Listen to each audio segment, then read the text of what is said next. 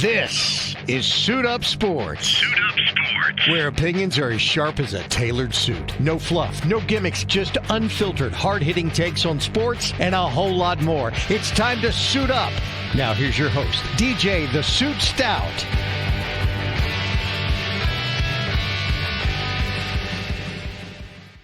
Welcome to Suit Up Sports. I'm DJ the Suit Stout, along with 10-year NFL veteran Frank Garcia. Frank, how you doing? I'm doing great, buddy. You excited about March Madness finally upon us? Yeah, it's here, but hopefully we can get this. We have a March Madness. We got a lot going on right now. We got free agency just around the corner. Yep. The non-tampering period's taking place. Duke, North Carolina, over the weekend. Some big games over the weekend, and the ACC Tournament is starting Wednesday, I believe. Starts tomorrow. Starts tomorrow. There we go. And it's in Charlotte. Yep. So that's always great. I know I talked about this earlier that, anyone growing up in this area remembers the teachers rolling the TVs in during the ACC tournament around that noon game. And you knew class was done for the day, and you got to watch the game, go home. And that was Thursday, Friday. As you get older and you have kids, I know I took my boys, I'd get them out of school early and take them to Greensboro for the tournament, on a certain day or whatever, just regardless of who was playing. Obviously we're Duke fans, but whether Duke was playing or not, just going to the ACC tournament, it's just such a great event with each school's band playing, and he's got the college kids all fired up and their face painted. It's as close to a college football atmosphere as you can get. Well, this downtown becomes electric. 100%. We're right there at the arena. I remember when Dixie Tavern used to be there. Yeah. We'd broadcast our radio show right across the street, and it was just all basketball fans from around the East Coast coming here to Charlotte to enjoy their team and root their teams on. And you see a lot of fan bases, when Syracuse was down here, or Wake Forest or NC State, they have their periods when they come in, and if they make a run, you see that fan base start to develop a little bit more. Will be interesting this year. And I'm wondering, are you going tomorrow? I'm going Wednesday. So you're going Wednesday. I'm wondering if the enthusiasm and the excitement is going to be there this year, not just because it's in Charlotte, because I think Charlotte is a great city. Greensboro, in my opinion, is the best. And that's what it should have always been. Yeah. I hate the fact they moved it up to Madison Square. I understand why they did it, for the money, the monetary reasons, to give them an opportunity, all those things. But I wonder if the buzz is going to be there, because the ACC there's really only one team in the ACC, in my opinion, that has a chance to win the tournament, and everybody in the ACC knows it. They're going to come root their programs on, but are they going to have the same electrifying atmosphere where they feel like, hey, we're going to make a difference in this game with our noise and our appearance, to be able to beat the 500-pound gorilla right now, which is Duke. Yeah, and it'll be interesting too, because with the tournament starting tomorrow, you've got Notre Dame against Pitt at 2, Virginia Tech against Cal at 4:30, and then you got Florida State and Syracuse tomorrow night at 7. So there's really not a team there.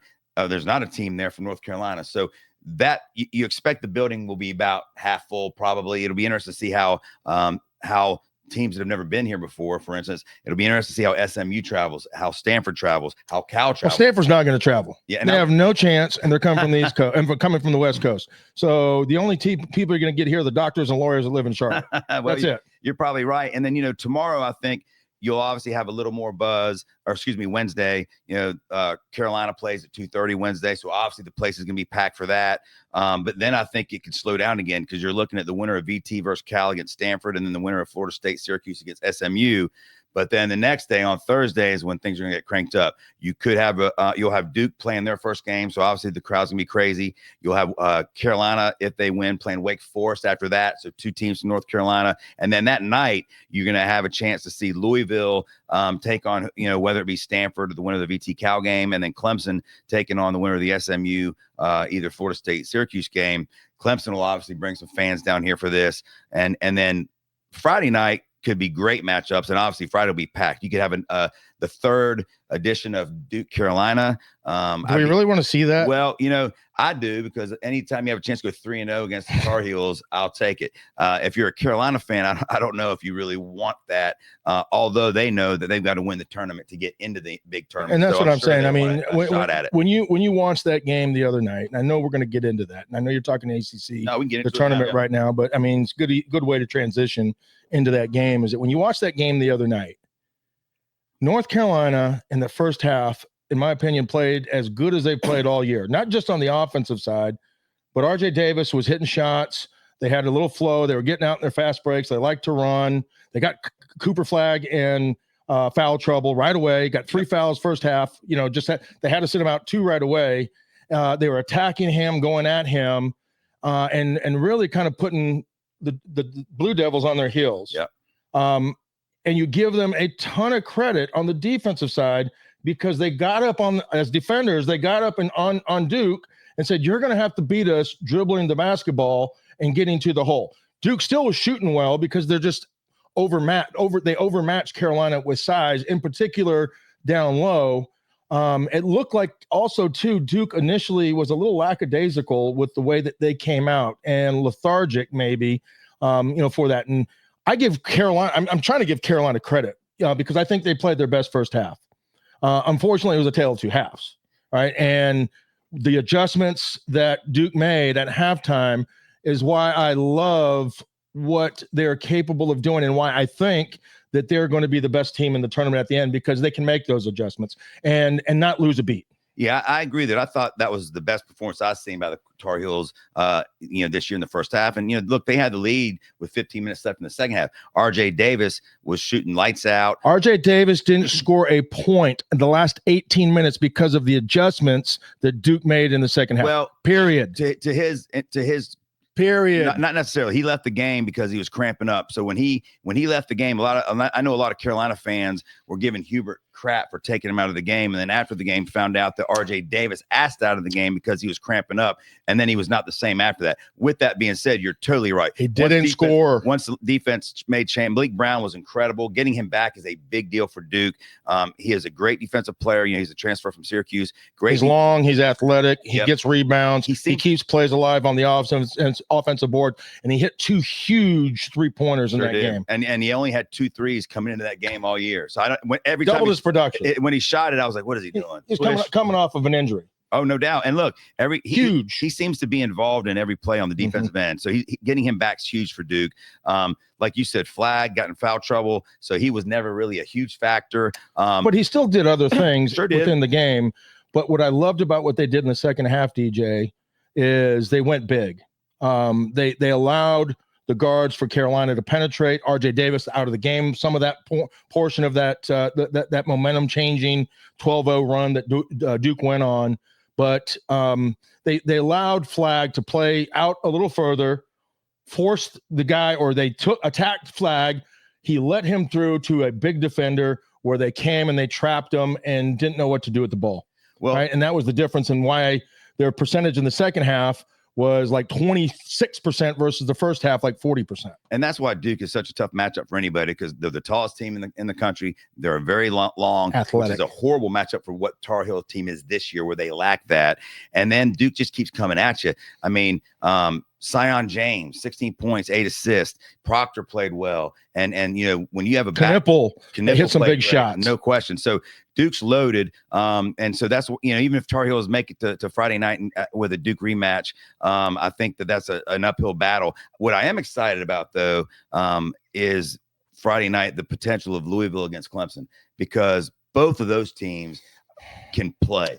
And Louisville's head coach, to me, is the coach of the year. I mean, he took over a complete empty cabinet, and in short time, which the portal and NIL, you can say, is why he was able to put it together so quickly. And there's definitely credence to that. However, we've also seen other teams fail at that. And so Louisville, the fact that they were, I believe, 18-2 or 3 in the conference. They're 18. Yep. That's incredible, coming off what an awful team they were last year, and then to lose what they lost. So, to me, he's a coach of the year, and I know obviously Shire, having the season he had, is going to be involved as well. He should be. But yeah, the ACC tournament is going to be a lot of fun to watch.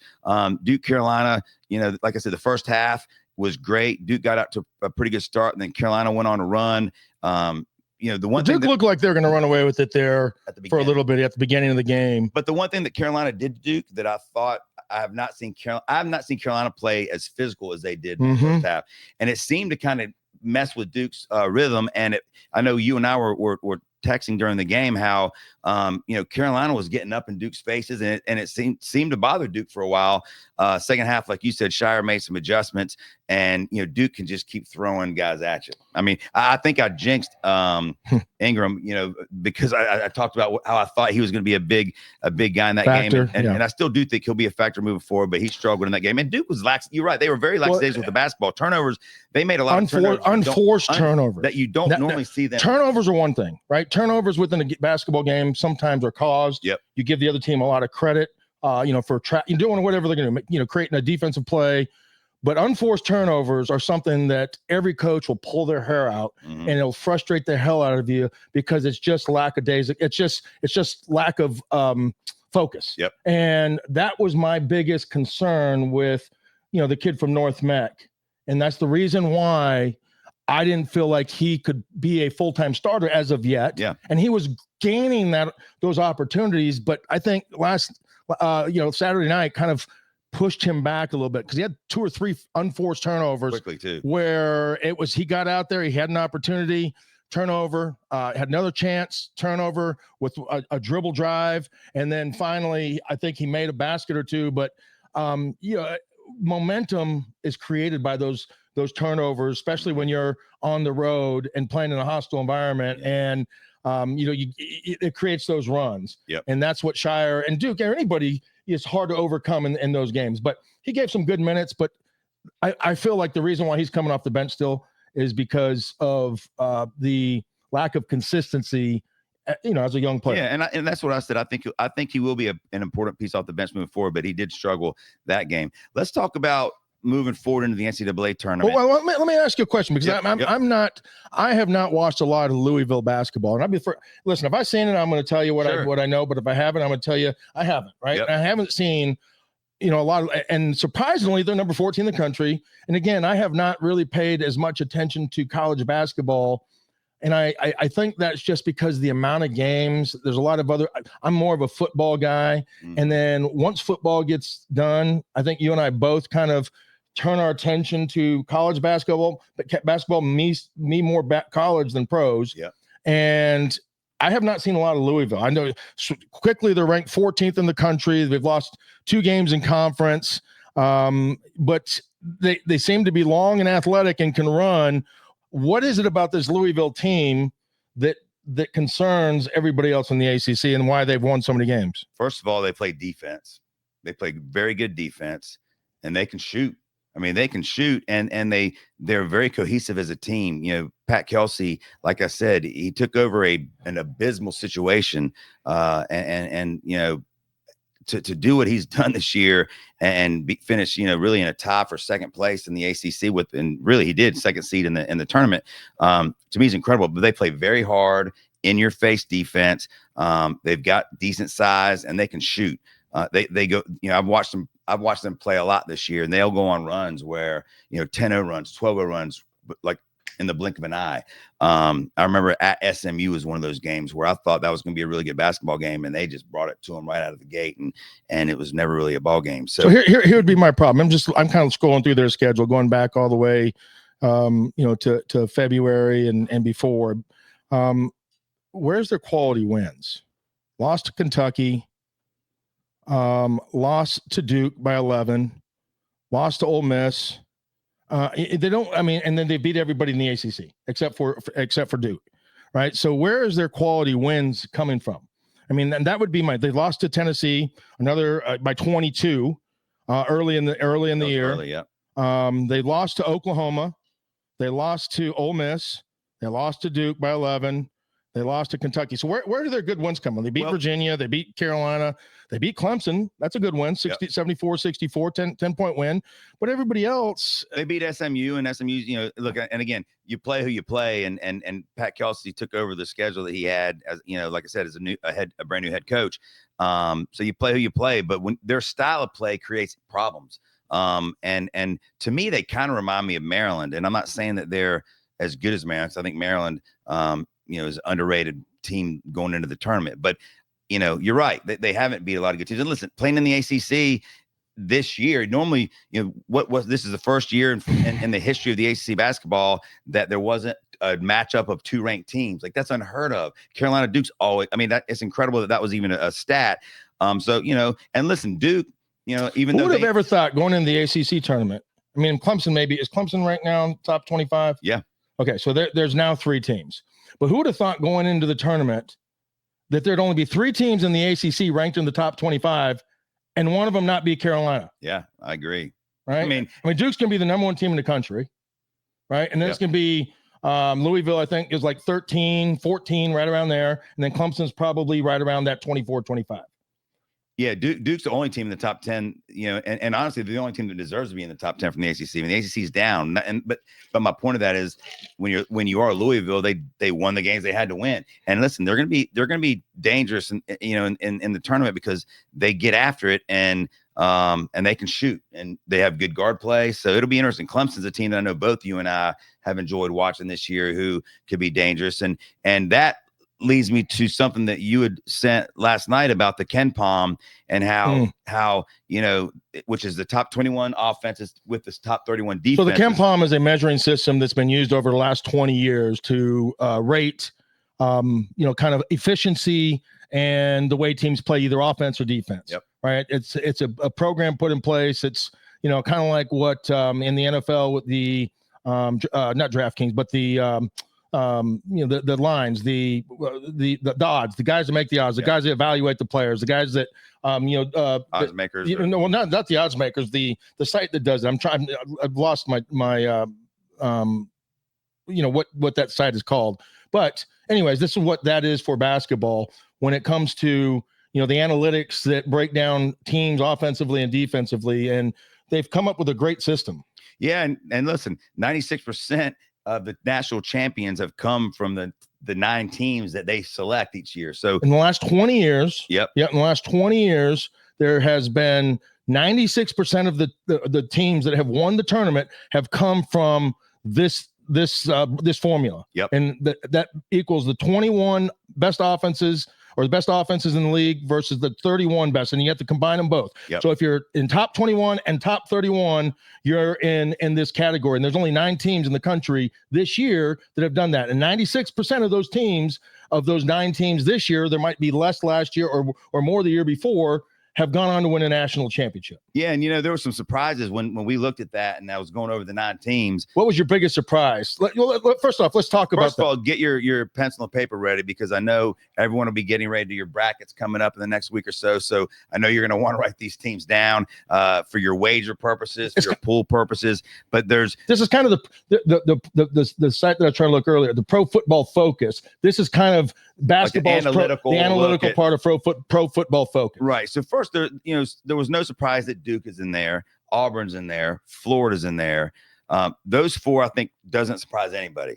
The next 5, I think, or the next 6, I think you could. And this is not in any specific order. It's not like Auburn has the best offense and the best defense, and they're the number 1 team in this. These formula. are just the 9 teams. These are just 9 teams in any random order. We haven't looked to see, how they would rank, but I would guess Duke would be near the top. Yeah, and I guess Auburn would be I think they would be 1 and 2, maybe Florida up there as well. Yeah, Duke, Auburn, Florida. I don't think it surprised anybody. Houston would be the 4th team again, not the 4th statistical all 1 team, seeds, right? You got to think they'll be. We'll see what happens in the tournaments. Iowa State, now that they're healthy, I totally think they're in there. I think they're the team that could certainly win the whole thing. But then these 4 teams surprised me. I don't think I would have guessed any of them. Texas Tech, and I watched them play, and they're really good. They can score. Clemson, a team that you and I have both been on all year long. And I would have guessed them. You see, that surprised me. I would have guessed them because I know after watching them play Duke and Little John. Yep. DJ, I said, that is a team that nobody wants to face right now. They got a lot of momentum in that game. They had a great victory, took Duke down to the wire and ended up, beating them. Cooper Flagg slips with an opportunity to tie or win the game. Last second of the game. Yeah. But Clemson can play some defense, and they have some guards that can light it up and score. And they're kind of the utility knife, that the Swiss Army knife that they have in the middle. As a guy you really like. Yeah, and he got his jersey, I guess, retired yesterday or whatever. I know it was senior night in Clemson this weekend, and so they're in there. Arizona surprised me. You surprised Arizona's in there? I don't think they play good enough defense. It surprised me that they would rank in the top. Now, don't get me wrong. I think they're a good defensive team, but whenever I watch them play, that's what I think they lack. Maybe that's just me, but the Pac-12 is so down this year. Yeah, and the fact that they're a top 31 in defense surprised me. And then Maryland. I mean, Maryland was my biggest surprise. They're a tough team, but that surprised me, especially when, and let's look at some of the teams that were left out of that. Would be Tennessee, top 5 team, St. John's. Now, St. John's doesn't surprise me because their problem eventually is going to be not scoring the basketball, in my opinion. So they're probably not top 21 offense. Exactly. Yeah. Michigan State. Izzo's got another really good team there. Play great defense. They play great defense, but again, the scoring, is what's going to get them. Clemson, by the way, is 11th in the country now. They've moved up the ladder, and Maryland 13.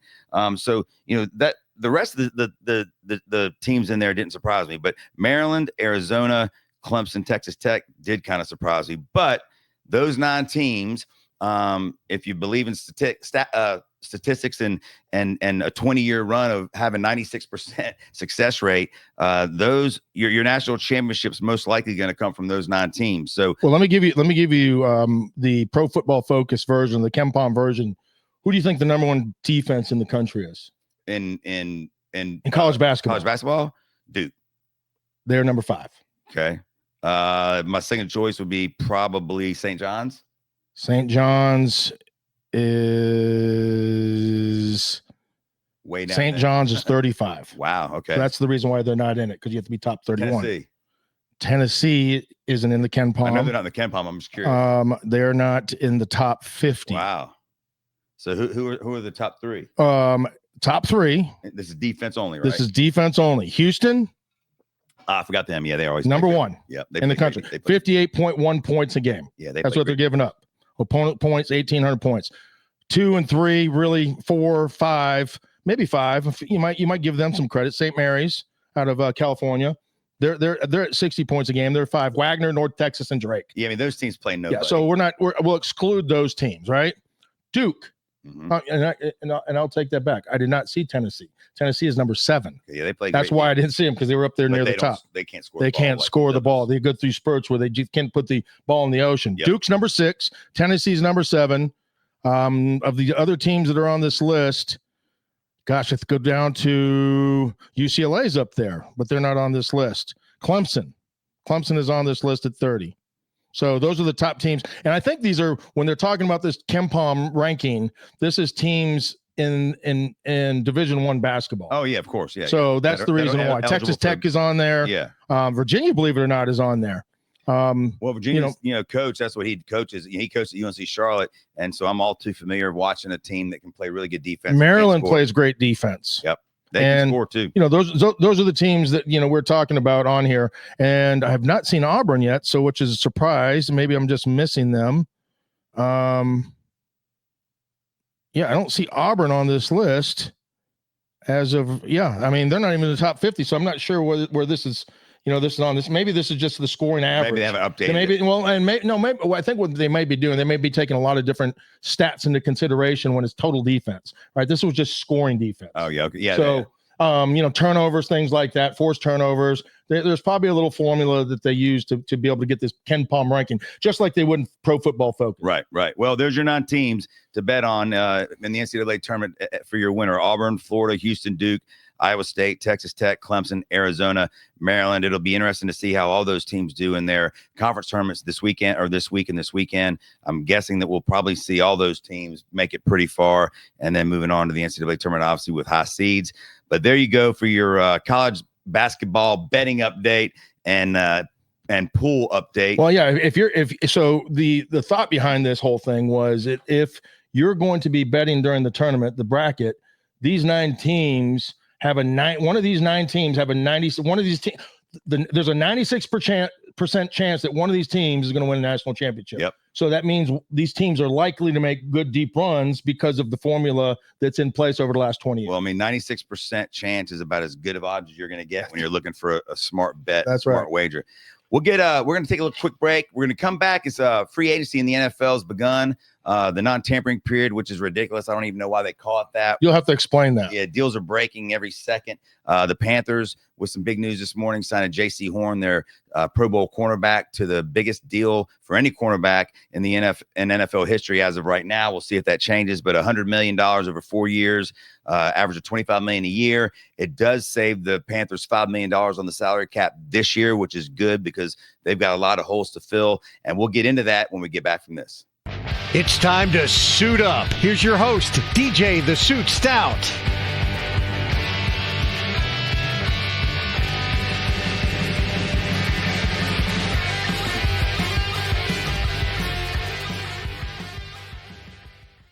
Welcome back to Suit Up Sports. DJ the Suit Stout along with Frank Garcia. Having some fun, talking some college hoops. Now we're going to dive into the NFL. Today, free agency for the most part begins. The non-tampering portion of free agency, which was created to keep teams from cutting backdoor deals, which they're still cutting backdoor deals. I'm not really sure why they needed to start it, but it's good for us because basically it's like free agency starting a few days early. Already there's been a lot of movement, not just with free agency, but the Seattle Seahawks trading DK Metcalf to the Pittsburgh Steelers for a second-round pick. They'll be giving him a 5-year, $150 million contract. The Panthers supposedly were the team closest to getting him. They'd offered a high third-round pick and $120 million. So, well, here's going to be my concern with Panthers. I know the buzz is about the Panthers and the Patriots right now going into this offseason. At least for Panther fans, that gives us some hope and some optimism. But I think the reality comes down to, with the Panthers in particular, I think Dan Morgan knows well enough that, when it comes to free agency, you don't want to have to overpay for guys. Teams that are built for championships and have their foundation in place, that's where the free agents are going to really kind of start coming in and, maybe making a bigger difference for those teams where they're going to be the players.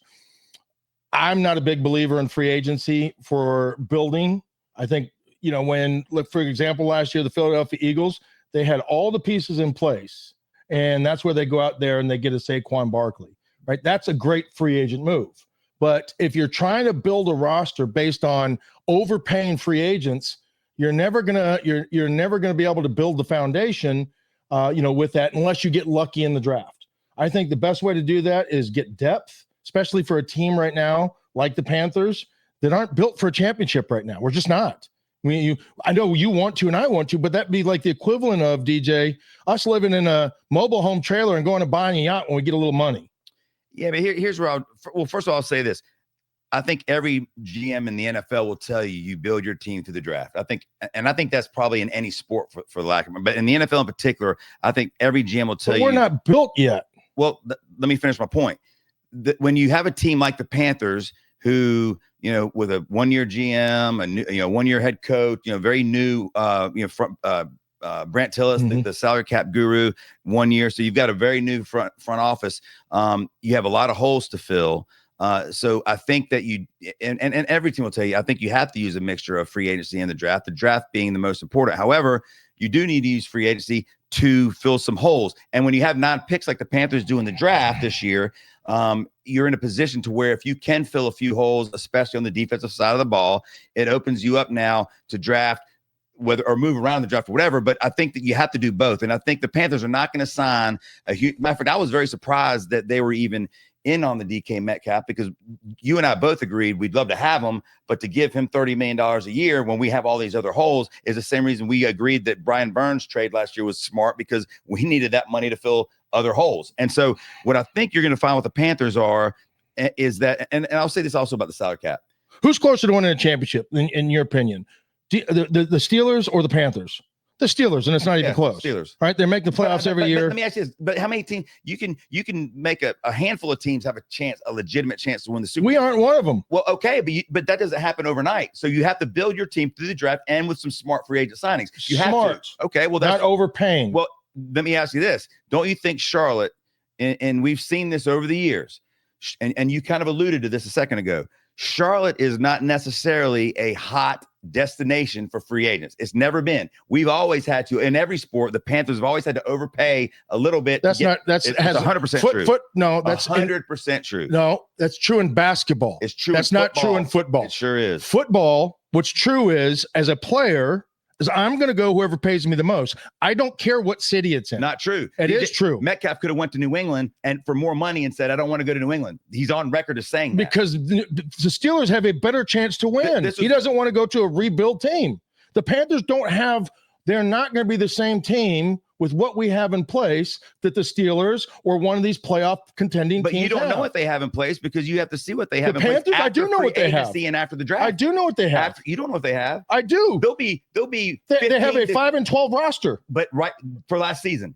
Yes. What is that? That doesn't include any moves they're going to make. They haven't made any. Well, you've got to give them time. You're judging them on last year's team. I am. Why? Because they're not very good. Okay. Well, the worst defense in the league. Should they just close the door and not even No, that's not what I'm saying. That is what you're saying. No, it's not what I'm saying. Don't tell me what I'm saying. Well, that's what you're saying. That's not what I'm saying. 100% not what I said at all. You're saying that I said that you're not going to overspend for big free agents. Who have they overspent on as a free agent so far? Nobody. Okay, well then why are you complaining about it? Because you don't know who they're going to sign yet. Because DJ Metcalf is not a guy that is even possible. We're not arguing about DJ Metcalf. We are. No, we are. No, that's what we're talking about. I agree with you that would not have been. I'm not saying don't go get free agents. I'm just saying we shouldn't overpay for big free agents in week 1 or day 1. And what I'm saying is we don't know that, number one, they've overpaid anybody yet. Number two, what I'm saying is when it comes to the salary cap, you said this earlier, the salary cap's kind of an invisible sign. Most teams, and if you have the right guy handling the salary cap, which the Panthers, Brant Tillis is known in the NFL as one of the best. He was very successful with the Chiefs when we got him,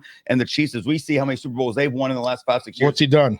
With us? Well, he's here's what he's done. He's cleaned a complete mess of salary cap and a roster in 1 year. By doing what? By cutting players and not re-signing players. Last year, he let a lot of guys go. He didn't overpay anybody. I thought we weren't talking about last year. Well, you just said, what did he do already? Well, if I'm going to talk about what he did, I got to talk about what he did last year. Okay. This year, last year we were 5-12. I'm trusting him this year when he now has a lot of salary cap room with the Panthers getting rid of a lot of dead money that he helped get rid of. Let's see what he does with the money. We don't know if he's got to overpay anybody now. Overpaying, by the way, also is to the eyes of the beholder. You may think he overpays. I may think he overpays, but they may say, look, we think this is a great deal. Or they may say, yeah, we had to overpay at this position a little bit because it was slim pickings and we needed to fill this hole. I think you have to wait and see what the situation is. I don't think you can just. Did they overpay for J.C. Horn? Well, let's. No, I'm asking you a question. They overpaid. First of all, let's let the audience remember. Let them know what the Panthers did today. Okay, go ahead. They signed J.C. Probably a good idea. Exactly. Yeah, they re-signed J.C. Horn today, $100 million deal, 4-year deal, 70 of that guaranteed. It saves the Panthers. What does he become? The highest paid. He's the highest paid corner. Did they overpay for him? Well, let's finish the story real quick. Okay. It did save $5 million on the cap this year, which again they haven't really released the exact way the contract structured. Right. That's right. However, they never will.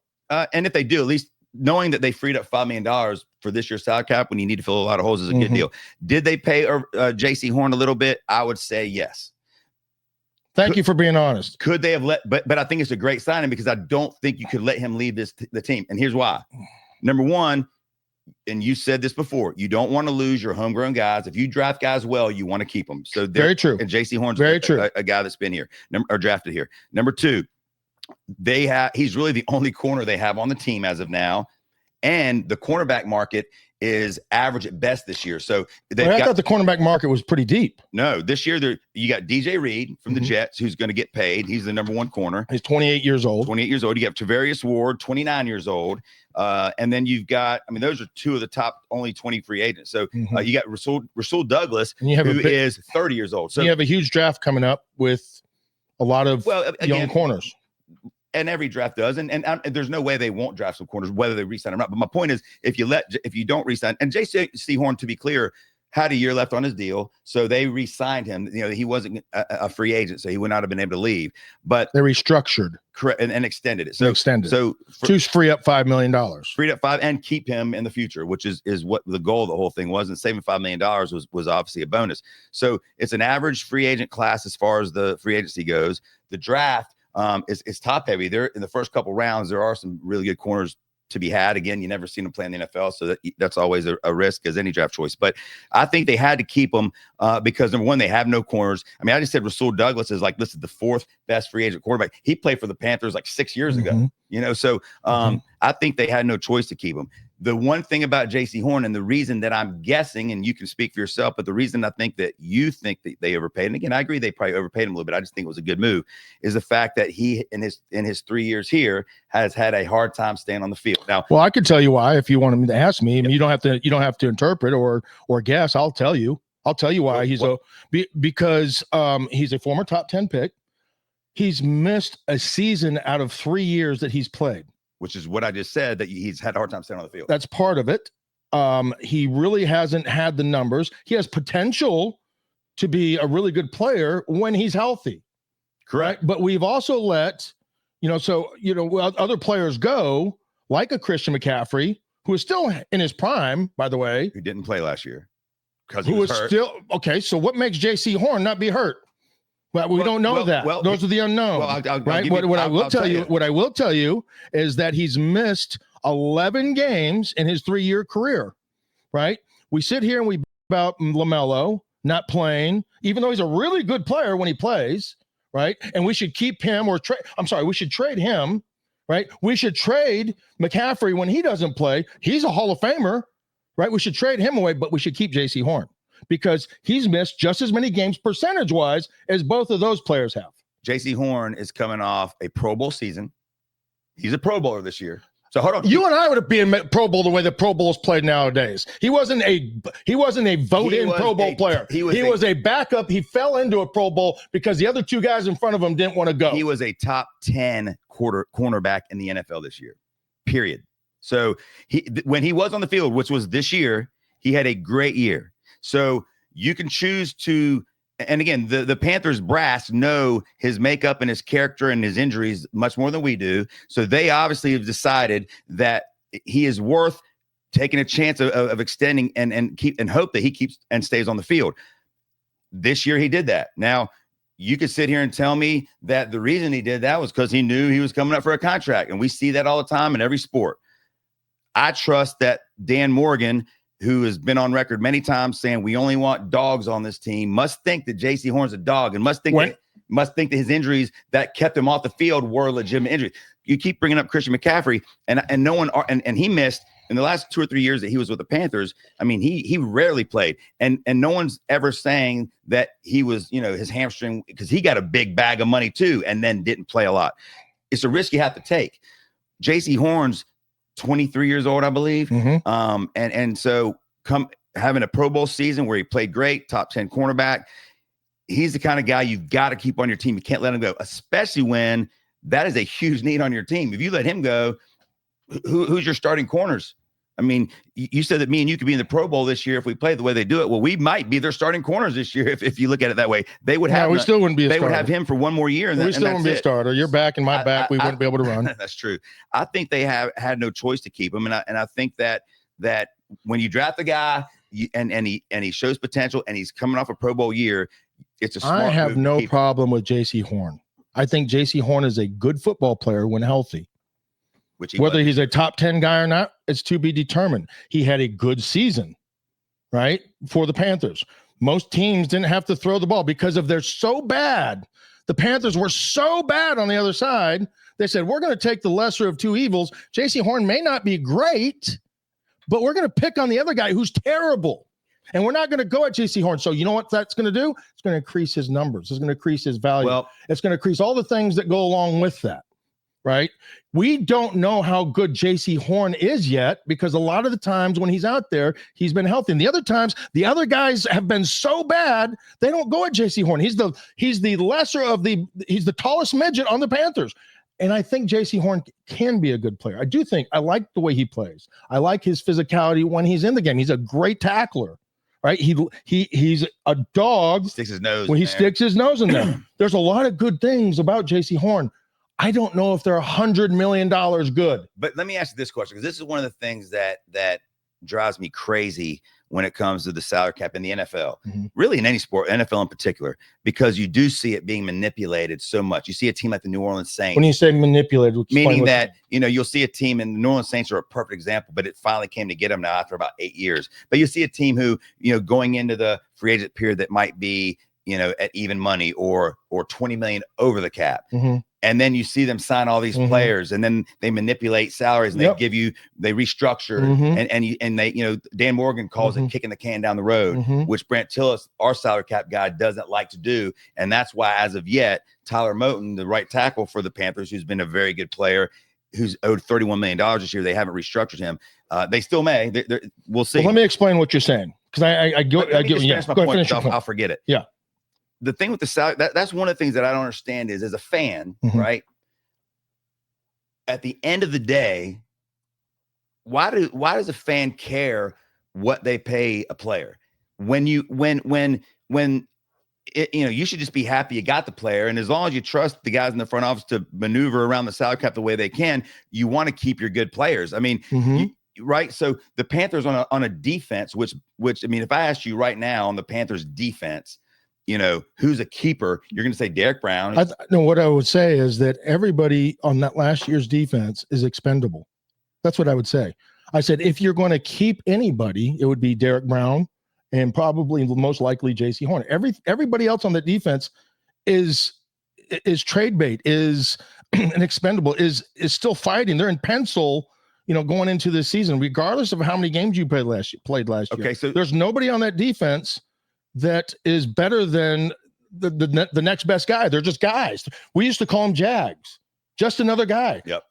They got a team full of they were the worst defense in the history of the NFL. So I agree with you. So my point is, when you have a defense that was the worst in the history of the NFL, and that we both agree the only two guys that are maybe guys, Derek Brown and JC Horn, and you keep talking about, to get to a championship level, every team that we can talk about, and the Eagles would be a great example.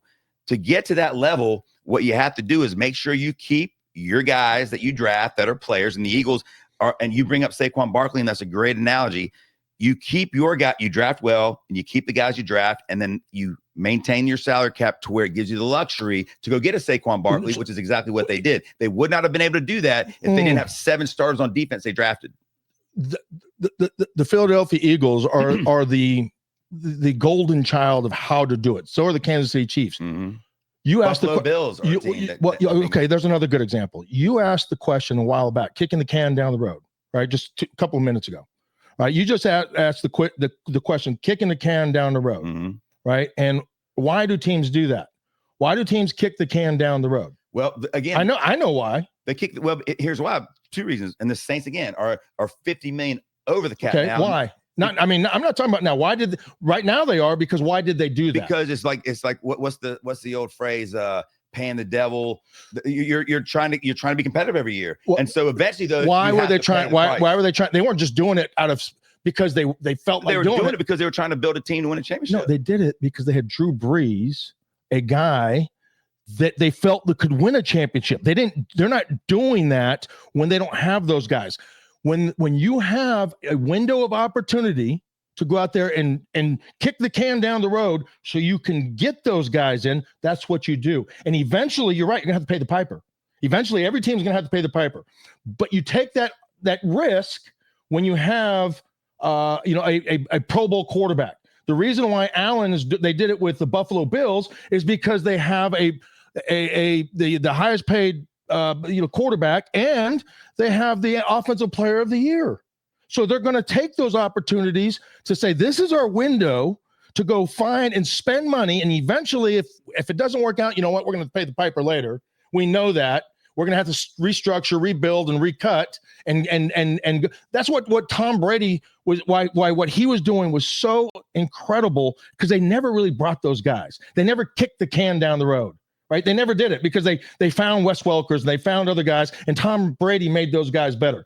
Some teams have to kick the can down the road because Josh Allen's a good player, but he ain't Tom Brady, right? He can win championships. They got to go get those guys. Okay, but that's why you kick the can down the road, is when you have that quarterback in place and you have that team that you feel like is going to be there. That's why the San Francisco 49ers overpaid for Christian McCaffrey so they could kick the can down the road. They don't have the quarterback they thought they did, and they went to the championship 2 out of 4 years or whatever it was, with the Niners, but they couldn't beat the teams that they're playing. But here's the issue I have with that.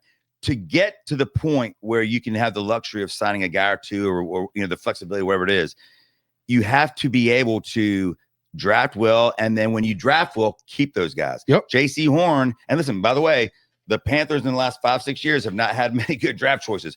Derek Brown being one, they gave him a new deal last year. J.C. Horns being one, they got to keep him because you have to build your team to put yourself in a position to win. They do have a quarterback they think they can win with, and Bryce Young in the last 10 games last year showed us he can play.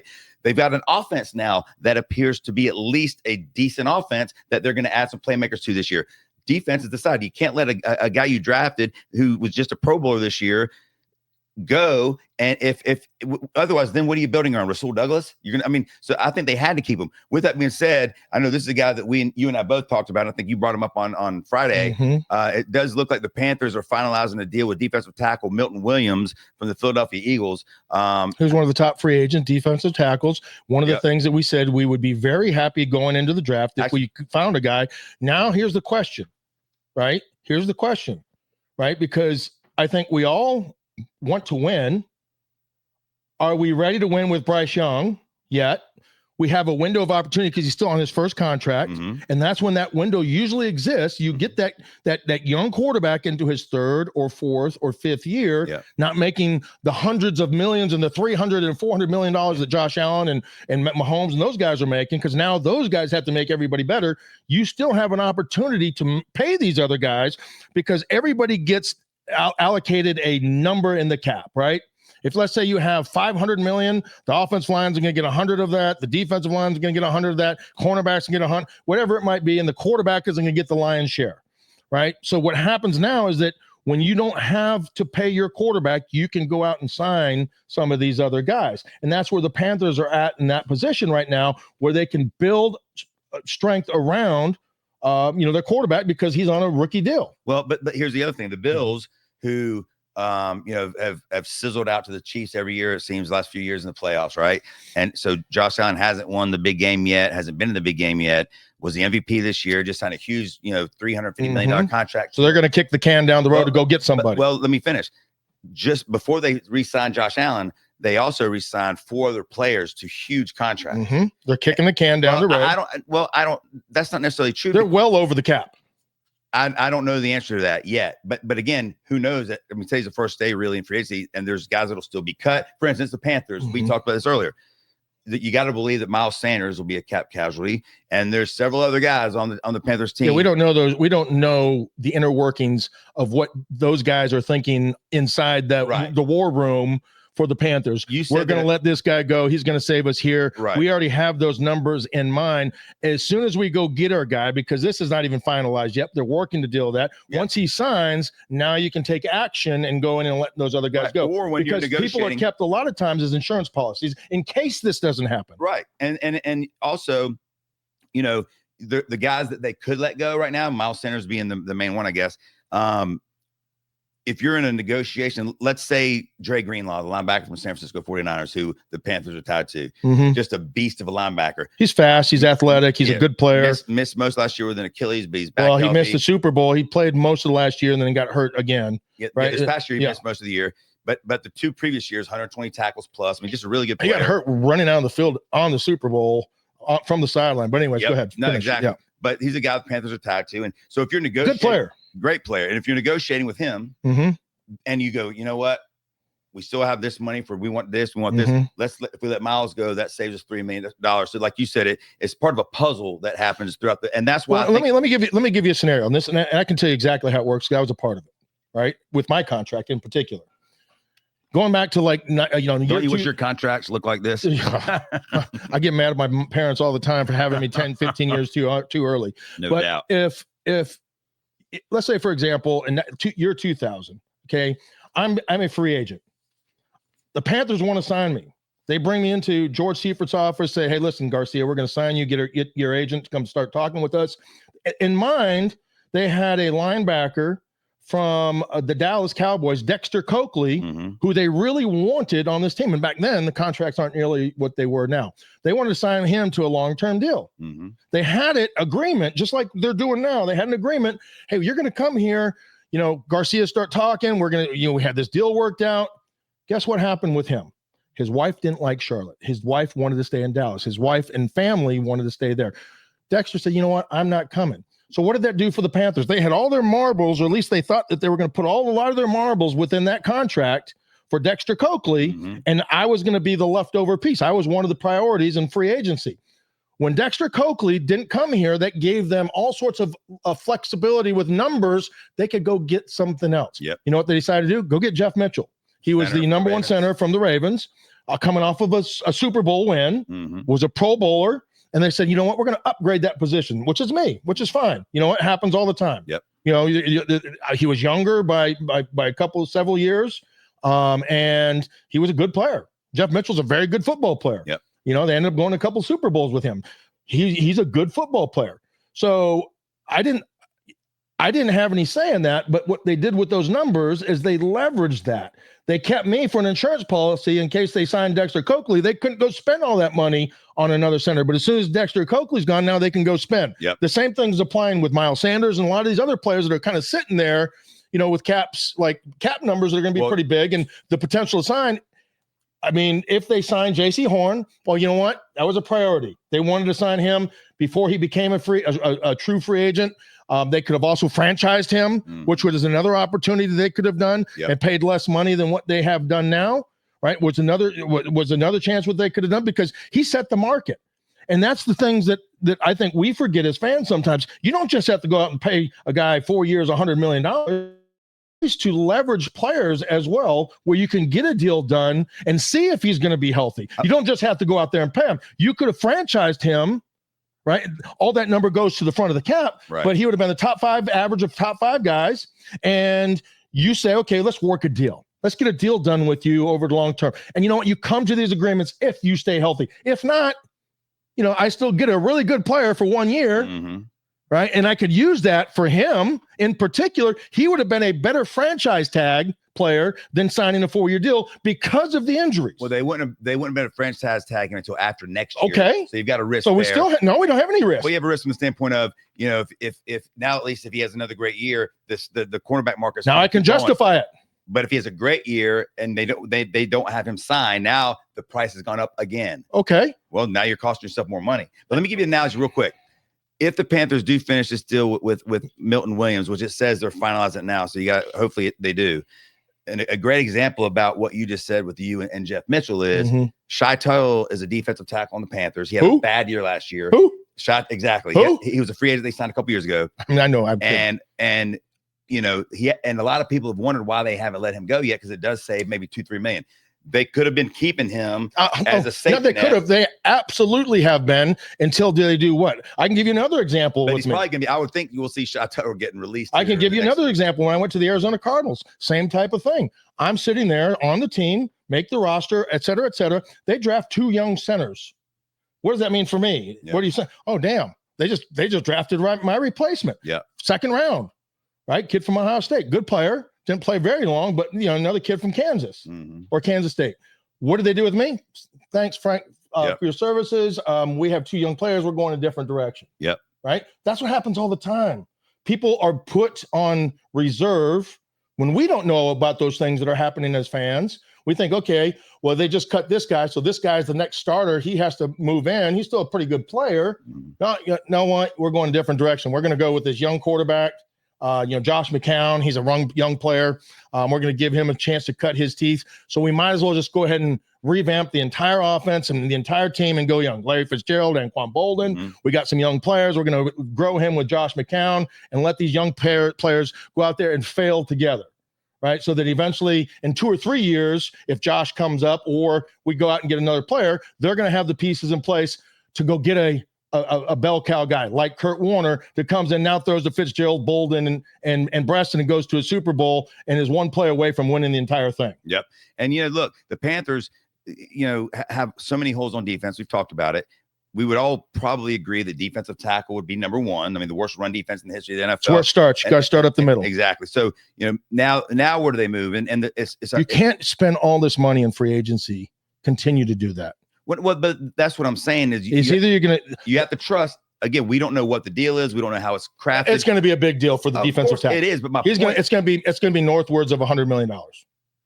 I don't think it'll be that much. 5 years, 100. I'd say 5 years. I would say 5 years, 125 million. I think it'll probably be closer to a 3-year deal. But no. But we'll see. No. See. We can argue all we want till we see it. It's going to be a 4 or 5 year deal. I guarantee it. But they're gonna. It's not going to be a 3-year deal. All right, we'll see. Regardless, 3 or 5 years. Regardless, they're not done signing free agents, and they're not going to the bargain basement either. You keep saying they can't sign another good big free agent. And this is where this was back to my original point about fans worrying about the salary cap. If they go sign, let's just say a Greenlaw, I would bet you right now they're going to sign one of those top 3 safeties. Now there's tier 2 safeties that I think look at Justin Reed. There are good ones. I think they are going to sign one of those top 3, and those guys are going to get 16 to 20 million a year, period. So we're going to have our entire cap tied up in 3 guys.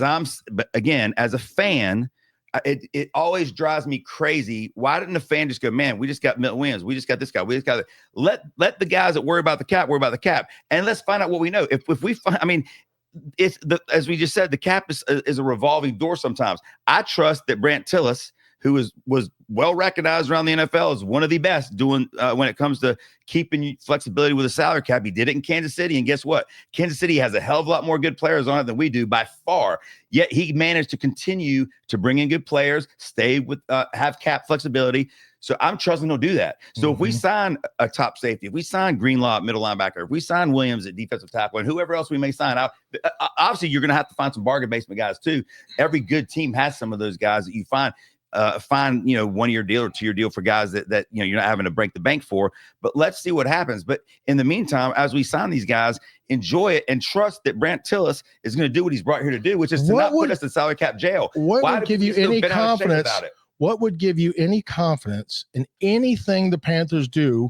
And as a fan, tell us not to be concerned or worried when we haven't had back-to-back winning seasons in the history of this team. Well, here's why. So all of a sudden we're supposed to just blindly trust everybody and not question anything? Blindly trusting is completely ridiculous. I'm trusting that a guy, like I said, in Brant Tillis, who we don't know anything about. Yes, we do. We know here. Well, we know what his track record was at Kansas City. And so when you hire a guy, and like when you hire anybody in any business, you hire somebody. Is that because of him or is that because of Patrick Mahomes? Well, I mean, where did Patrick Mahomes come from? That front office moved up in the draft to get him. Okay. So I mean, Kansas City has been. But he's a cap guy. He's not a draft guy. He's not a talent evaluator. He's a numbers guy. He's a numbers guy, but he's part of that. Dan Morgan includes him and Coach Canales as part of the team that are involved in all the decisions on the path. So you keep giving him all the credit. I'm just saying he's not even making the pick. Dan Morgan and Canales are.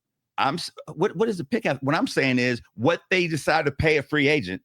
I'm trusting that a dude that has shown he's been able to do it.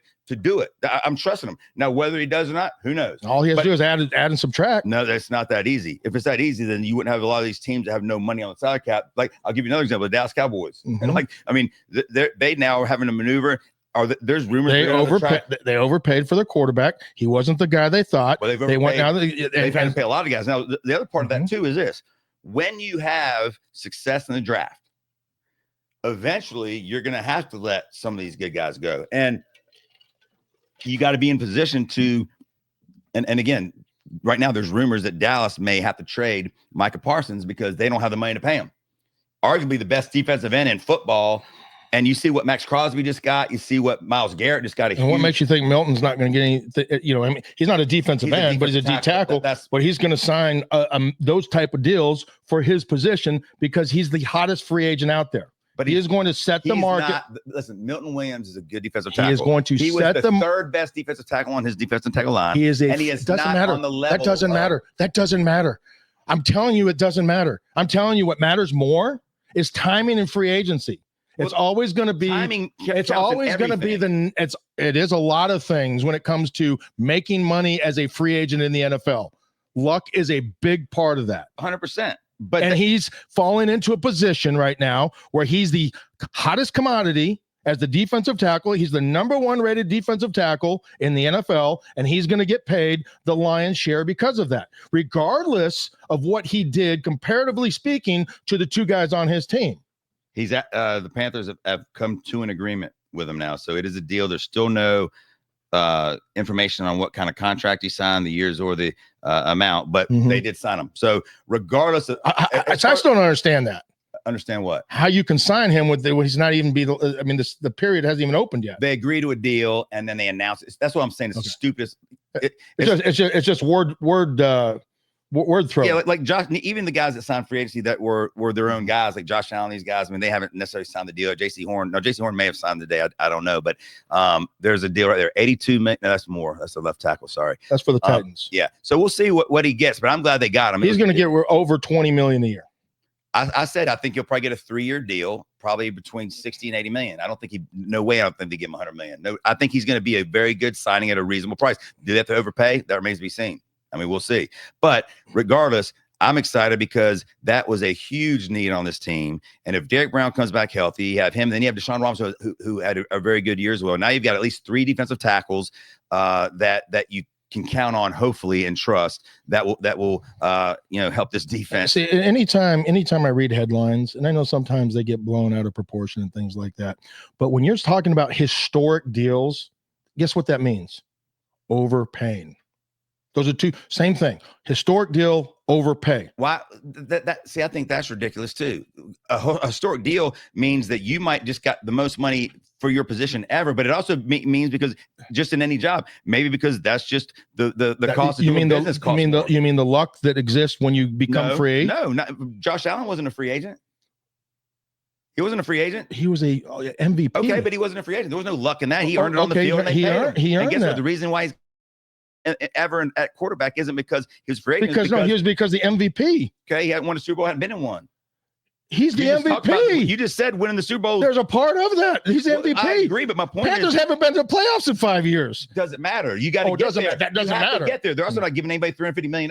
What I'm saying is, giving them 100. You have to get there. You have to get there.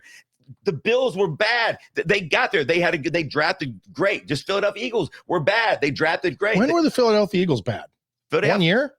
No, I mean last year they were really bad. They won their first 10 and lost the rest, I believe. They make the playoffs? Last year, if they did, it was 1 round and out. Okay. I mean, but guess what? Then they had another great draft. And then they signed Saquon Barkley. And bam, there they go. So you have to get to the point where you're competing for that. And guess what?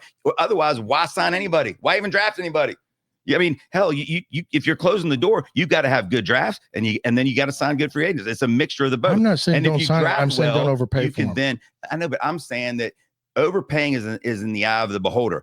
If I need a defensive tackle and you need a defensive tackle, but defensive tackle is number 1 priority for me from a defense that's been awful, and defensive tackle to you is, man, I think if we add another, like if we trade for a Myles Garrett, man, that's the difference. So we're going to blah, blah, blah. It's the eye of the beholder. So I'm going to overpay. If I see a bottle of booze, if I see a bottle of bourbon, and I'm a bourbon collector and you like bourbon, I may overpay for it because it might mean something more to me than it does to you. And so in this case, and again, we have no idea if they've overpaid for Williams at all. I'm talking about JC Horn. Yeah. And JC Horn is getting basically, $1 million more a year than Patrick Surtain, who was in the same draft as JC Horn, has had great 3 years and has been on the field. And now what's going to happen is JC Horn's deal is going to be historic for probably, not long, because you got guys like Sauce Gardner and guys like that are going to blow by that. And that's just the NFL. The salary cap keeps going up so much in the NFL because business is great. So I think that as a fan, let the teams figure it out. Hope that you got a guy that can figure it out. Hope that it's not somebody like like the Saints, who really did make a bunch of mistakes along the way with salary cap, and now they're going to have to pay for it for several years. I mean, I think they just gave Derek Carr, their quarterback, who was owed, I think, $35 million. They just gave him a ton of money up front to restructure his deal to, kind of kick the can down the road again, I guess. And they're not close to winning the division, much less anything else. Whereas I think if you're a Panther fan, I think it's reasonable to think that if they make the right moves in free agency, and if they have another good draft, or let's just say a good draft, the Panthers could contend to win the division this year. I think everyone would think that. the Saints certainly don't scare you. The Falcons don't scare you. And Tampa Bay is good. I mean, they're definitely the best, but Mike Evans is another year older. Chris Godwin, who just re-signed with him. Atlanta doesn't scare you now that they got all this money? Well, let's see what they do. I mean, but they have a quarterback too that's played 3 games and he looks good, by the way. I'm not saying I think Penix Jr. is going to be a good quarterback, but nonetheless, he's played started 3 or 4 or 5 games, whatever it is. The Falcons defense has a lot of holes in it, as does the Panthers. What was that? What was the record against the Panthers last year? Well, they always have our number. I'm not. But so you're telling me that you don't think the Panthers have a chance to win the division next year if they have a good offseason? Yeah, I mean, they've got a shot. They have a shot every year. Have they gotten? Did you think they had a shot to win the division? Here, I don't know. I don't know whether this past year you didn't think they had a chance, did you? I didn't. No, they didn't at all. This upcoming season, you don't think they showed enough growth that if they have a good free agency and a good draft that they could win? Because it depends on what Atlanta does. You're assuming that Atlanta is not going to have a free agency and a good draft period. No, I'm not. I'm saying that if they're equal, if everything is equal, and let's say the Philadelphia or the Atlanta Falcons go out and have a free agent signing, they sign one of their guys that they think is the next J.C. Horn. Exactly. And you don't think those fans are going to say, okay, we're still better than the Panthers? I don't care what their fans say. What I'm talking about is the Panthers, and I'm thinking that the Panthers are in a position where we saw growth as the year got longer last year. And we still lost to the Falcons. I don't care what they did against the Falcons. They almost had Tampa Bay beat. There was a bad call that cost them that, and they should have won that game. And so I almost won my bet the other day too, but I mean, didn't. My point is the Panthers showed growth. I think Bryce Young, who showed growth at the end of that year, is going to take another big step this year. I think you've got Chuba Hubbard showed growth last year, had a great year, and got a new contract. I think the team is in a position. Is Penix getting any better? Of course he is. That's what I'm saying. I think he's going to be good. So who's going to get better? My point is, that you don't know, but what I'm not worried about the other teams. I'm saying I think the Panthers showed enough growth that if they have a good you just want to talk about things that. No, my question is that how much better and at what rate are we going to improve over what the Falcons do? Why are we all of a sudden, because we go get a free agent and we sign another guy that we just had, what is going to stand out where we separate ourselves so that we've shown growth? Is it going to be Bryce Young getting better than Penix Jr.? Maybe. We don't know that yet. We don't know, but there's a lot of factors. And it's not just the Falcons, it's Tampa Bay. I mean, Tampa Bay was in the playoffs, and so they're going to get better. I think the Panthers, though, have a blueprint that showed growth last year. They have a head coach that showed growth last year, and they have a general manager and a front office who seems to at least be on the right path. We haven't been able to say that in a long time. I'm saying that. How many of those players caught passes or threw touchdowns? The ones that you just mentioned. The head coach and the general manager. You can't. According to you, the Panthers should just quit. No, that's not what I said. Yeah, they should just quit. It's not what I said because at all. Guess what? How many touchdown passes did you throw? How many touchdown passes did Myles Garrett throw? How many touchdown passes? What is that? You're trying to make it all sound about the quarterback. Who knows? There's a lot to do with the quarterback. Of course it is. And guess what? I think Bryce Young showed last year at the last 8 games of the year when he was a top 10 ranked quarterback that there's. So that's your answer then. No, Bryce Young. But no, it's not. He's not the only reason. You can have a great quarterback and still stink. Is that not true? Yeah, I mean, you can, yeah. Of course. I mean, so my point is they showed enough growth, mainly on the offensive side of the ball, that as a Panther fan, or just as a person who watches the NFL and has knowledge, that if they have a good offseason, if they fix this defense, there's a chance that they could fight for a division. Their division is not. The NFL has done a great job. They've done a really good job of indoctrinating us as fans to believe that every year that we're going to have a chance to win the Super Bowl. What they forget. I didn't mention the Super Bowl.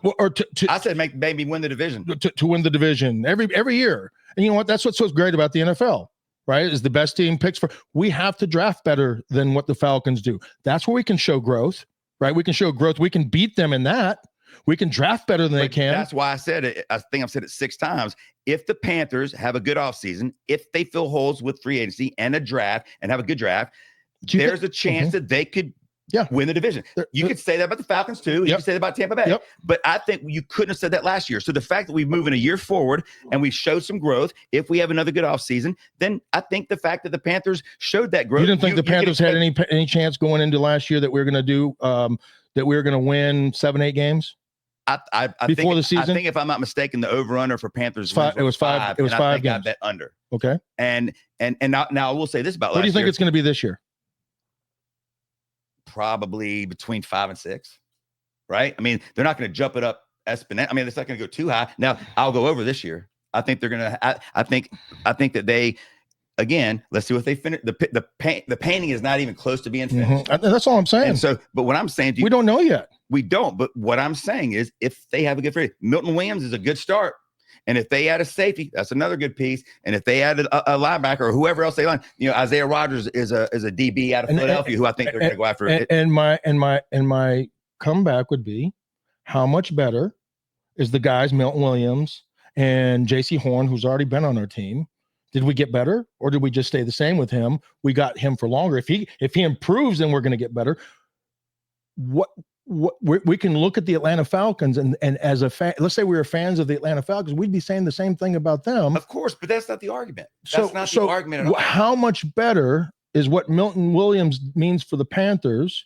Right? Is he going to be a difference maker? Is he going to be an X factor? Is he going to be a guy that goes out there and stands out and says, okay, now we'll be able to stop the run, but the Falcons are going to go address their concerns and their needs as well. As is any NFL That's team. right. But I'm not worried about what the other NFL, because the Panthers they know much more than you and I know. They know what they think they've got to do to put themselves in position to contend for the division next year. And let's forget the Super Bowl. Let's start with the division. As every team will tell you, you got to win that first. And Milton Williams, and everyone, you don't have to be in the Panthers organization to know that defensive tackle was a huge need. 100%. And we all know, I think one thing we'll agree on is that Milton Williams is definitely a big step up than Shy Tuttle. Yes. Okay. Agree. So if we're just going to go on the first free agent, that's better. We got better there. It's better. Now, J.C. Horn, I'm not even going to count yet because he's our own guy. So we had him last year. We stayed the same. Maybe he doesn't improve, but whatever. And hopefully he does improve. If he staying on the field is an improvement. If he stays healthy, and he continues to grow and he continues to get better, then guess what? We've gotten a little bit better incrementally there. Morgan, at the end of each day during this time period, and if you're Canales and Brant Tillis, I think that's probably the question you would ask yourself is, okay, did we get better today? And as of right now, if they make no other moves today, the answer is yes for the Panthers. Better. 100%. Now, tomorrow, what do? Maybe they do nothing tomorrow, or maybe they cut a couple guys to save some money. But that's the question you have to eventually. The only way we'll know is when they start playing with real bullets, right? So we won't know. But on paper, Milton Williams was a doggone good defensive tackle for the Eagles, had a huge Super Bowl for the Eagles. And so, like you said, he was arguably the number one defensive tackle. He was on free agency. He was the number one free agent tackle. We got him. And so now Dan Morgan, depending on what we paid for him. Well, again, I'm not worried about what they pay with him because I'm going to trust. You know what I'm worried about what they pay for him is if in 3-4 years we're having to cut everybody and we're going to be the New Orleans Saints. Hopefully, Brant Tillis, and again, I go off his track record with Kansas City, which has been when you have to overpay. When you continue, and that's what I'm trying to explain. When you continue to have to overpay for free agents in the free agent market, you're not going to get the value. You have to get value within the draft. You have to get value with your quarterback on a rookie contract. That's where you're going to start finding value where you can go. We still have the luxury to be able to do that. So do the Falcons. Falcons have the same luxury. Penix Jr. actually has 1 year less than what what Bryce does. So they have even more, they have a longer period to have that luxury. It's going to depend on if Penix Jr. grows and how much Bryce continues to grow, because we don't know yet for sure with Bryce. We hope that he does. Yeah, I mean, the Falcons don't know about Penix. We don't know about Bryce. We don't. Neither one of because they're young players. They both look like they could be good. And obviously Bryce has they're a longer track record. Some of it good, some of it bad. Right. I don't know if that's a good thing or a bad thing. I mean, the last 8 games good. Before that, not right. Good. So who is he? But what I have said is that free agency, the draft is where you build your team. Every NFL guru, every GM will tell you, if you don't draft well, you're done. That's where your foundation starts. And so I think we have a start to a good foundation on the offensive side with what they did in free agency, bringing some mid-tier guys.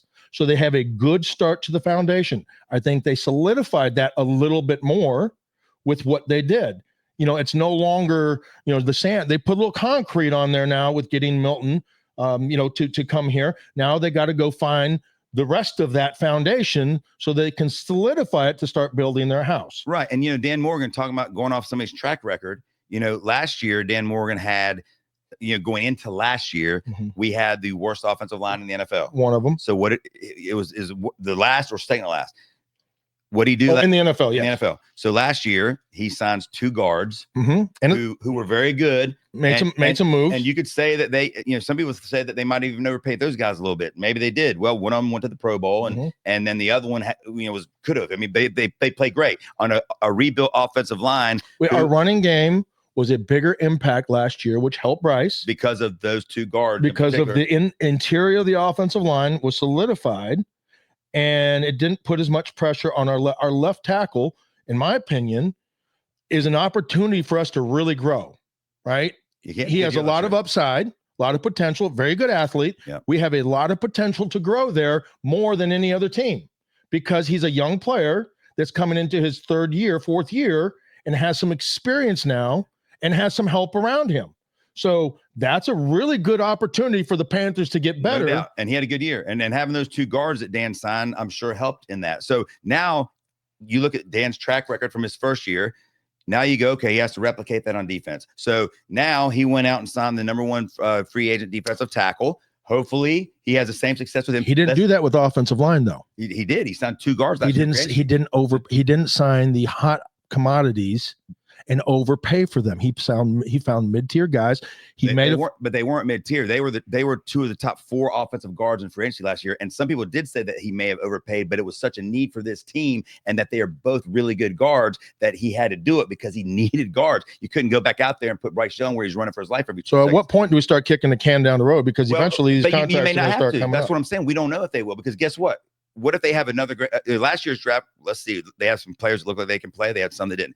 If they have 9 draft choices as of right now this year. If they have a really good draft, like the Philadelphia Eagles have been doing, then you don't have to because you've got your own good guys under these, like you said, rookie contracts for 2 or 3 years, and then you can decide which ones you keep, which ones you don't, what holes you fill with free agency. So that's what I'm saying is he fixed the offensive line last year. Milton, the defensive line is certainly not fixed yet, but that's a heck of a start. They still are going to need a pass rush, right? There's no doubt there'll be an edge somewhere, whether it be draft, and most people have us taking that with the first pick in the draft, some type of edge player. They've got to get better at linebacker, and they got to get better at safety. That's why I think that if they make any other signing today, and I think they will, I think it's going to be one of the 3 safeties, possibly Greenlaw at linebacker. Other than him, I don't know. But safeties, I think, is a huge thing with this team, or a huge need for this team. I think that you will see them go after one of those guys today. And I think those safeties, by the way, I think will get $16 to $20 million a year. And we'll see. Well, let me give you an answer to the question I was asking you earlier, because I know what the answer is. And I was seeing if you did. And the answer is the way you get better and where you separate yourself from one team to the next is not in free agency. Everybody has a chance to go out and sign for. Hold on. It's not free agency. It's through the draft and the back part of the draft, the middle part of the draft, where you get the Cooper DeJeans, where you get the Chad. DeJean's the first. Okay, where you get the Steve Smiths, where you get the Chad Cotas. Yeah. That's where you're going to separate yourself from everybody else that is doing the same exact thing, that has the same exact opportunity to do exactly what you just did. And they're all growing incrementally. That's where you're going to separate yourself, is through the draft. I've said that from the beginning of this conversation. I said it's through the draft. And if you look at teams like Philadelphia and Kansas City, when you are successful in the draft, it allows you then to spend money in free agency to fill holes that you need to fill. And it remains to be seen if the Panthers are going to be good. My point to that is that we are still a year away from that because we haven't done well in the draft. Well, that's why we're picking last. And that's why we're picking first or top 8. Right? Because we haven't done well in the draft. Yeah, the Panthers over the course of that's why we've had the historically worst defense in the NFL. One of the worst defenses to ever play. But what I said from the beginning of this conversation was that is where you build your team in the draft. It remains to be seen if we do that. So my point to this is we're doing it backwards. You still can't sit there. I don't think you are doing it backwards. Again, they have 9 draft choices this year. 9. So, including a top 10 draft choice, including a later second round, 2 third-round picks. So, and I'm sure they will maneuver some of that around, but they have 9 draft choices. So right now what they're doing is going, we're going to get this free agent here. We got some money. We're going to fill this. The rest of it, we're going to use to fill other holes and to create depth and competition. That's what they will do. Now, the Panthers, over the course of their, let's just say the last 20 years, which has been a lot of Marty Herney, and then, George Seifert, Fitterman, GM. So you have Herney. Gettleman. Fitterman. The Panthers have been a very Fitterman was bad, awful. They've been a very bad team in those middle rounds you're referring to. I mean, I think I looked at Guess who Dan Morgan learned under? Well, no, he learned under Fitterman. Fitterman was part of that team. Fitterman wasn't the main GM there. I mean, their main GM guy's still there, who's brilliant. He was there. So and again, just because you learn on somebody doesn't mean that you're the same as them. So that's true. But the Panthers have been bad in mid rounds. I mean, second and third round, they've been horrible throughout the last 20 years. This past year with Dan Morgan, you take Brooks, the running back out of Texas, in the second round, which a lot of people thought was nuts because he was coming off ACL. And guess what? We don't know if Brooks will ever be good, but we know he's not playing next year. So you have to chalk that up to a miss as of today. Do you know who was good before that? The best that the Panthers have ever had? In what round? In the middle to late rounds, Bill Polian. When he was here. And then he's a Hall of Famer. And then I mean Marty Herney's first couple of years, he did a good job. Marty was really good in the first round. He was first 3 rounds. He did a really good job. He had some really good players. Well, he struggled with 4th, 5th, 6th, and 7th round. When Brandon Bean was here before he went to the Bills, he helped out with that. He was the talent evaluator. But I think Marty's last 3 years here, I think he did not do very good. He did not very good. He hit his first round picks. Yeah. So, the draft I've said that from day one, that is where you have to build. But when you have a team, when you have 9 picks coming up and you have some free agency money, you have to fill holes. He did it on offense last year. And let me just make this other point. He did the same thing last year that we think he's going to do now, which is fill holes using his free agency money. He did that and still was in a position this year where he came into free agency with $50 million. So there was no kicking the can down the road. It's because Brant Tillis is maneuvering that money around to where you're never going to be in a position where you don't have the flexibility to do something. That's why if the Panthers wanted to restructure Taylor Moton, that's $31 million that he's getting this year. And they haven't done it. And they're still spending this money because they're giving it to all these other guys. But my point is, if they wanted to have more money to go sign another 2-3 free agents, they could just restructure Taylor Moton to extend him and save $31 million or whatever the case. Well, they're not going to save all of that. But money. Okay, let's just say 50. My point is, they're not going to save half of the fact that they haven't. They might save $1 or $2 million on.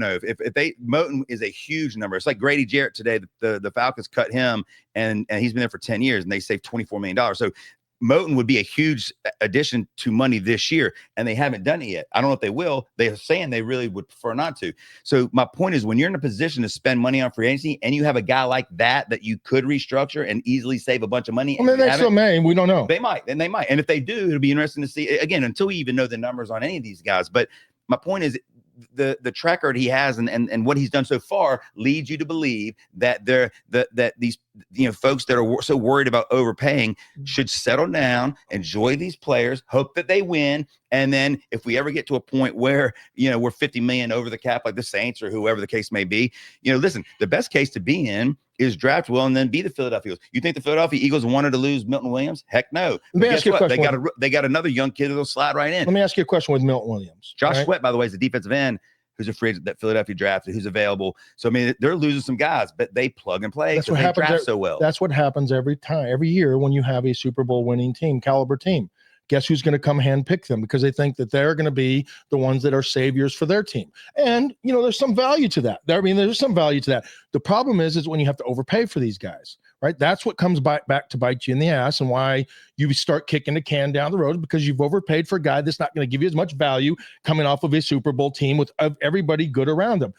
It's going to be an improvement over what you have, but at what value, right? Is the number going to outweigh the productivity? But let me ask you a question with Milton Williams. Yep. You say a 3-year deal. What is? I'm just guessing. Okay. We're all guessing. I just think we're all guessing. Years old. I don't think they're. Hold on. We're all guessing. Yeah. I'm not holding. But what I'm asking you is, at what point? What's the number that you think he's going to get?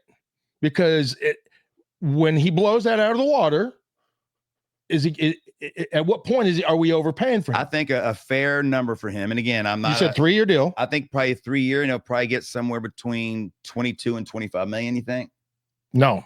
Oh, a year? Yeah. Oh, so 66. Yeah, I think he'll get somewhere between 60 and 80. So I think it'll be somewhere between 25 million a year. Yeah, I think that's right. Fair. But I don't think it's going to be a 3-year deal. I think it's going to be a much longer deal. But this too. Even let's say they go 5 years. Those. It's 4. Okay, but what is that? What do those 2 years give you then? Cap space. So you don't have to kick the can down the road. So if you send him to a 5-year deal and you give him 20 million in the first year, whatever the guarantees are. When it comes to that 4th and 5th year, 5th year, and he's making 35 million, guess what you do? Bye. You do. You sign him to a 5-year deal. You give him 3 years, and those are going to be. I think you give him 3 years, and he's so you just give him. You give him. Horn's 23 years old. They just gave him a 4-year deal. Why are you going to give a 26-year-old defensive tackle 5 years? Because you expand and extend the money. J.C. Horn, they did him a favor because they didn't have to. They didn't do a favor. He wasn't a free agent. Correct. The reason they re-signed him is because they know that market's going to continue to go up. And in a year from now, J.C. Horn, you're going to look at it and go, "No, that's a good deal." We'll see what happens. You will. You'll look at it because that's Milton's going to be a 4 to 5 year deal. It's going to be probably 80 million plus. I don't think it'll be 5. I can see 4. It'll be 4 to 5 year deal, 80 million plus. And those last 2 years of that contract are going to be back end loaded. Right. And that's the reason why you sign long-term deals. That's the reason why it benefits the team. It benefits the team to sign you to a 5-year deal where I can back end load it and save me money on the cap.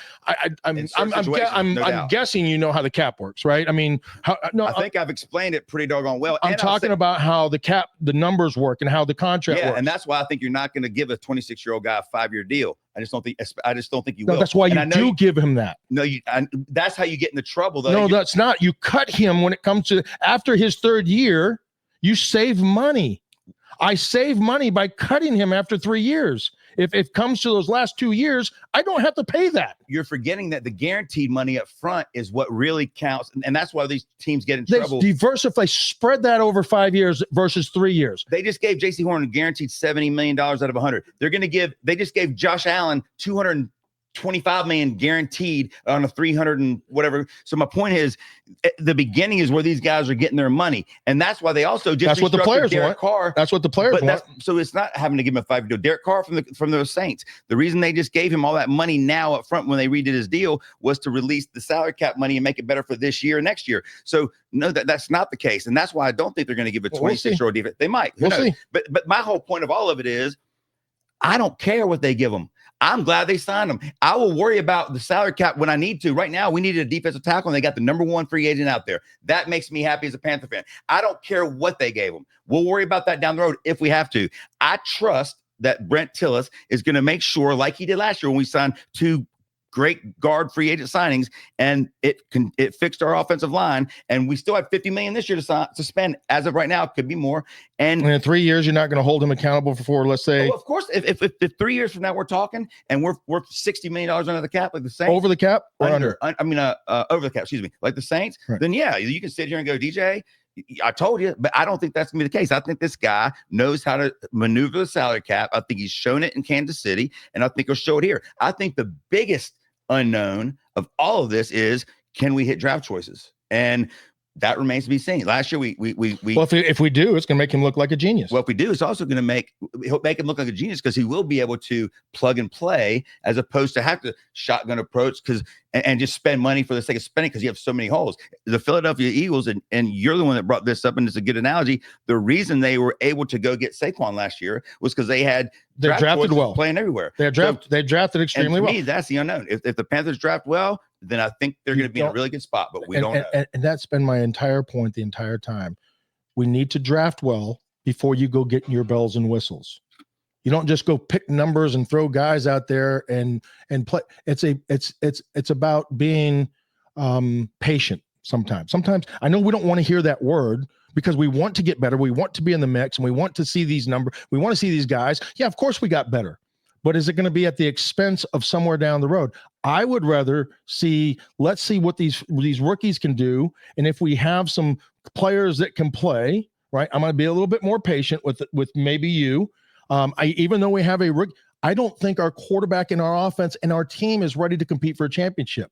When you are, that's when you go get your big free agents. But it's like living, like I said at the beginning, it's like we live in a trailer right now with our team and we just got some money. Okay, great. We got a lot of money. Let's go buy a yacht. Right. But if the opposite of that is just continue to suck. No, that's not what I said. Yeah, it is. That's not what I said. No, it's not. That's not what I said. Then how do you figure your team? Then maybe you didn't hear me correctly. Maybe you didn't hear me correctly. You're just rolling the same team out next year? Maybe no. Did I say that? They're not spending the money just let me rephrase that. Under your scenario, their offensive line last year let me rephrase that. Let me say it clearer. You change your point. No, I'm not changing my point. Yes, you have. I'm not. I'm saying go draft well. Okay, well, that's a given. Everyone wants to draft well. Okay. Everyone wants to draft well. So do well. that, and once you do that, and you become the Philadelphia Eagles. So he's had one draft under his name, and he's not ready to go out and get these So- big free agents yet. What do you so he said one draft under his name that they had the worst defense in the history. Now he's trying to fix defense. He's supposed to just wait and draft non-defensive players and see if that helps. That'd be part of you're it. lucky if 3 of them pan That'd out. be part of it. Yeah, but guess what the other part is? Filling some holes with free agency. Okay, some mid-tier guys. You're right. It doesn't. There's going to be a lot of mid-tier guys, I'm sure. But if that's not one of them. You're doggone right. And there's probably going to be a couple more big ones. That's a day one. And they got the money to do it. When we're paying this guy, when we're paying this guy like Sean Gilbert, money, and he goes out there and he doesn't play well because he doesn't have any pieces around him. You can say that. Well, he will have. I mean, he's gonna have Derek Brown next to him. Okay, one of the best defensive tackles. Okay, in great. football. Also has the he also has the worst defense in the NFL to come answer. And if under your scenario, they'd have the worst one this year too, No, because he's going to roll out rookies and some mid-tier guys. We're going to get better because we're going to draft well.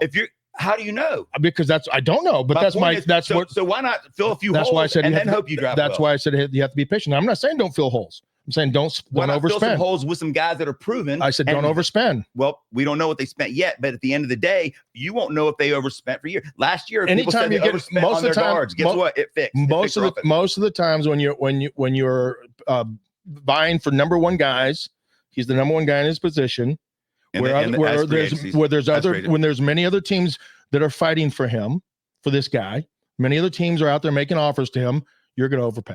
Well, I don't care if they overpay or not. That's what my experience I trust that Brent Tillis it has experience maneuvering the salary cap with the Kansas City Chiefs. And I think last year we signed 2 big-time free agents that people said we overpaid for, and we had the best offensive line we had in years. It worked, and hopefully he does the same thing. We won 4 games, 5 games. The offensive line worked. But as you said, they weren't ready to win a championship last year either. But guess what? The offensive line should improve, but as did the offense. This year, fill some holes with some guys can play, and then hope you draft well around them, and you take another step. It doesn't happen overnight, but you can't take a step if you continue to roll bums out there. And if you roll mid-tier guys out there, the reason they're mid-tier is because they didn't play. Were you going to get better, but drafting well?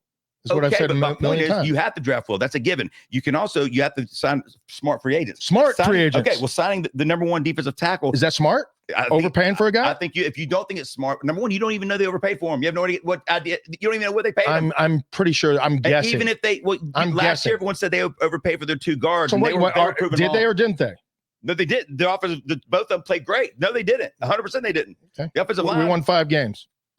You're going to have an argument for everything because you're wrong. You think I'm wrong. So we won 5 games. Where am I wrong? Here's what you do. On paper, you sign your little mid-tier guys and you do your draft, and I'll sign me a few stud dogs, and I'll do my draft, and I'll still have $50 million in the salary cap next year. How? And I'll win more games than you will every time. You're going to spend it all. Okay, well, how do they have it this year? What do you mean? How do they have it this year? Last year, because they have the worst players in the league. They don't have any players. Last year, they spent their salary cap more than this on 2 guards. And we don't know yet. We don't know what they spent yet. Those 2 guards, one of them got over $100 million. Frank, he ain't getting $100 million. This guy won't? No. You don't think he's going to make more than that guard last year? We'll see. No, We'll see. And I'll tell you this. He did exactly what you were saying he shouldn't do last year. I'm going to see what these. Still has a position and still in a position with $50 million of the cap. Okay, we'll see. All right. That was a good segment. I know the whole time I'm looking to see if we went too far. Are we gonna, have we went way over the time? Hopefully we didn't. Dylan's over there like, we gotta go to break. D, our producer's over there. You don't see him sweat much, and he's like, oh my god, beads sweat. Dylan has seen this he sees this on a regular occasion. He's probably 3 years old. Yeah, but thank you guys. I still love you. Oh, ditto. That's the one thing about Frank and I. We'll fight like cats and dogs, and we'll go get a beer afterwards. But even though you're wrong, I still love you. I bet you I'm right. But we'll find out. But obviously, coming up Friday, there'll be more signings and trades, and whoever knows what's going on. A lot of movement in the NFL. So we'll update you on that. We'll also talk about the ACC tournament and other tournaments that'll be underway on Friday. And hopefully, you enjoyed the show today. We're going to take a breather and maybe a shower after all this sweat and getting this red face gone. But thank you for joining us. You can follow us online on Twitter, Instagram, Facebook. It's so easy to rile him up. And I think I can say the same. Poke the bear. I wasn't mad. And you got the scroll at the bottom there with our emails. We always love to hear from you. We are looking for interns as well. So if you have a kid that's in college that wants to get into the sports business, we're looking for some contributors from we definitely need that. And if they can handle us. Well, heck, we want them to handle the stuff we don't do well, like what Dylan does for us. Anything that has to do with basically computers and social media and things like that. But thank you again for joining us, and we'll see you Friday.